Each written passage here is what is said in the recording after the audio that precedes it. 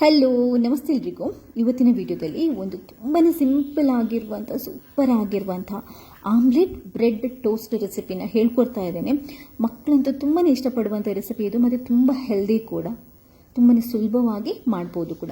ರೆಸಿಪಿನ ಪೂರ್ತಿಯಾಗಿ ಒಂದ್ಸರಿ ನೋಡಿ, ಖಂಡಿತವಾಗ್ಲೂ ಒಂದ್ಸರಿ ಟ್ರೈ ಮಾಡಿ, ಮರೆಯದೆ ನನಗೆ ನಿಮ್ಮ ಫೀಡ್ಬ್ಯಾಕ್ನ ತಿಳಿಸಿ. ಈ ಆಮ್ಲೆಟ್ ಬ್ರೆಡ್ ಟೋಸ್ಟ್ ಮಾಡಲಿಕ್ಕೆ ನಾನೊಂದು 4 ಮೊಟ್ಟೆನ ತಗೊಂಡಿದ್ದೇನೆ. ಹಾಗೆಯೇ ಒಂದು 5ರಿಂದ 6 ಬ್ರೆಡ್ ಸ್ಲೈಸಸ್ ನಮಗೆ ಬೇಕಾಗುತ್ತೆ.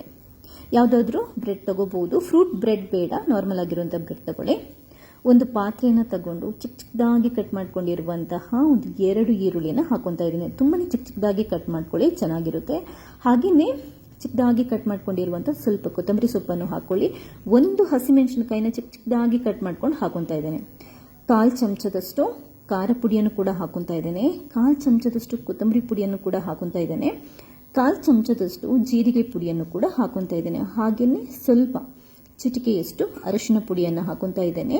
ರುಚಿಗೆ ಎಷ್ಟು ಬೇಕು ಅಷ್ಟು ನೋಡಿಕೊಂಡು ಉಪ್ಪನ್ನು ಹಾಕೊಳ್ಳಿ. ಸ್ವಲ್ಪ 1/4 ಚಮಚಕ್ಕಿಂತ ಕೂಡ ಕಮ್ಮಿ ನಾನು ಉಪ್ಪನ್ನು ಹಾಕೊತಾ ಇದ್ದೇನೆ.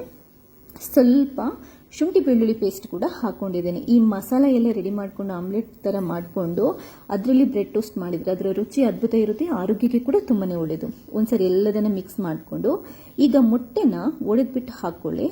ಮೊಟ್ಟೆಯನ್ನು ಒಡೆದ್ಬಿಟ್ಟು ಹಾಕೊಂಡಾದ ನಂತರ ನೀಟಾಗಿ ಮಿಕ್ಸ್ ಮಾಡ್ಕೋಬೇಕು. ಒಂದು ಬೀಟರ್ ಸಹಾಯದಿಂದ ಅಥವಾ ಒಂದು ಸ್ಪೂನ್ ಸಹಾಯದಿಂದ ನೀಟಾಗಿ ಮಿಕ್ಸ್ ಮಾಡ್ಕೊಳ್ಳಿ.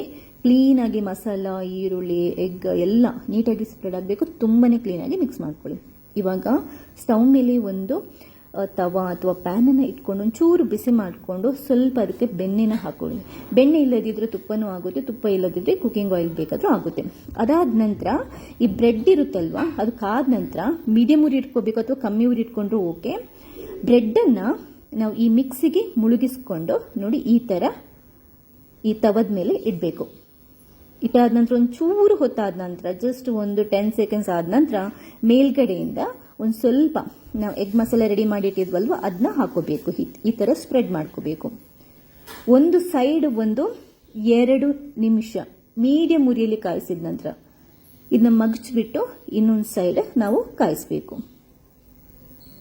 1 ನಿಮಿಷ ಸಾಕು, 1-1.5 ನಿಮಿಷ ಒಂದು ಸೈಡ್ ಕಾಯಿಸ್ಕೊಂಡು ಅದಾದ ನಂತರ ಮಗುಚಿ ಹಾಕಿ ಮತ್ತೆ ಇದರ ಮೇಲ್ಗೆ ಸ್ವಲ್ಪ ಆಮ್ಲೆಟ್ ಮಿಕ್ಸನ್ನು ಹಾಕೋಬೇಕು. ನೋಡಿ ಈ ಥರ ಹಾಕ್ಕೊಂಡು ಒಂದು ಸ್ವಲ್ಪ ಹೊತ್ತು ಆ ಸೈಡ್ ಕಾಯಲಿಕ್ಕೆ ಬಿಟ್ಟು ಮತ್ತೆ ನಾವು ಇದನ್ನ ಮಗುಚಿ ಹಾಕ್ಕೊಂಡು ಈ ಸೈಡನ್ನು ಕೂಡ ಕಾಯಿಸ್ಕೋಬೇಕು. ಅಂದರೆ ಒಂದ್ಸರಿ ನಾವು ಬ್ರೆಡ್ಡಿಗೆ ಆಮ್ಲೆಟ್ ಮಿಕ್ಸಲ್ಲಿ ಮುಳುಗಿಸಿ ತವದ ಮೇಲೆ ಹಾಕುವಂಥದ್ದು. ಅದಾದ ನಂತರ ಮೇಲ್ಗಡೆ ಆಮ್ಲೆಟ್ ಮಿಕ್ಸನ್ನು ಸ್ವಲ್ಪ ಹಾಕೋಬೇಕು. ಯಾಕಂತಂದರೆ ಮುಳುಗಿಸಿ ಬ್ರೆಡ್ಡನ್ನು ಎತ್ತುವಾಗ ನಿಮ್ಗೆ ಅಷ್ಟೊಂದು ಆಮ್ಲೆಟ್ ಹಿಡ್ಕೊಳ್ಳಲ್ಲ. ಅದರಿಂದ ಕಾಯಿಸುವಾಗ ನಾವು ಹಾಕೊಂಡು 2 ಸೈಡನ್ನು ಸರಿಯಾಗಿ ಕಾಯಿಸ್ಕೊಂಡು ರೆಡಿ ಆದ ನಂತರ ತೆಗಿಬಹುದು. ಒಂದು 5 ನಿಮಿಷದಲ್ಲಿ ರೆಡಿ ಆಗೋಗುತ್ತೆ. ತುಂಬಾ ಸೂಪರ್ ಆಗಿರುತ್ತೆ. ಇದನ್ನ ಟೊಮೆಟೊ ಸಾಸ್ ಜೊತೆ ತಿನ್ನೋದಕ್ಕೆ ಅದ್ಭುತವಾಗಿರುತ್ತೆ. ಮಕ್ಕಳಿಗಂತೂ ತುಂಬ ಒಳ್ಳೆಯದು, ತುಂಬ ಹೆಲ್ದಿ ಕೂಡ. ಒಳ್ಳೆ ಪ್ರೋಟೀನ್ ಇರುತ್ತೆ, ಮೊಟ್ಟೆ ಹಾಕಿರೋದ್ರಿಂದ ಒಳ್ಳೆ ಪ್ರೋಟೀನ್ ಇರುತ್ತೆ. ಅದರಿಂದ ಆರಾಮ್ಸೆ ಸ್ನ್ಯಾಕ್ಸ್ಗೂ ಮಾಡಿ ಕೊಡ್ಬೋದು, ಅವರಿಗೆ ಲಂಚ್ಗೂ ಮಾಡಿ ಕೊಡ್ಬೋದು, ಬ್ರೇಕ್ಫಾಸ್ಟ್ ಥರನೂ ಮಾಡಿ ಕೊಡ್ಬೋದು. ತುಂಬ ಅಂತಂದರೆ ತುಂಬ ಹೆಲ್ದಿ. ಈ ವಿಶೇಷವಾಗಿರುವಂಥ ರೆಸಿಪಿ ಇಷ್ಟ ಆದರೆ ಲೈಕ್ ಮಾಡಿ. ಹಾಗೆ ನೀವು ಮಾತ್ರ ನೋಡೋದಲ್ಲ, ಬೇರೆಯವರಿಗೆ ಶೇರ್ ಮಾಡೋದನ್ನು ಕೂಡ ಮರಿಬೇಡಿ. ಥ್ಯಾಂಕ್ಸ್ ಎಲ್ರಿಗೂ.